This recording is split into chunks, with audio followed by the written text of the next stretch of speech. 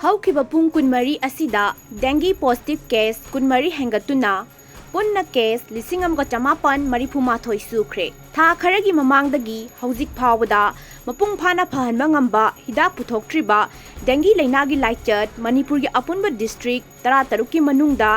District 16 da sandoraktuna miyoi manga gi punsi lomankibaga loinana Houkhiba Pung Kunmari Asida laina asigi anauba positive case Kunmari thengnare haina Health Service Directorate ta upload tawrakiba report amana phongdoragli Houkhiba Pung Kunmari Asida dengue gi anauba positive case Kunmari HENGATTUNA hauzik phawada state asida thengnaba laina asigi positive case masing 1981SUKHE hairi anauba casing asi Imphal West ta 18 Imphal East ta 3 Bisnupur da 2 amasung Thobal district ta ama thengnakhibani hairi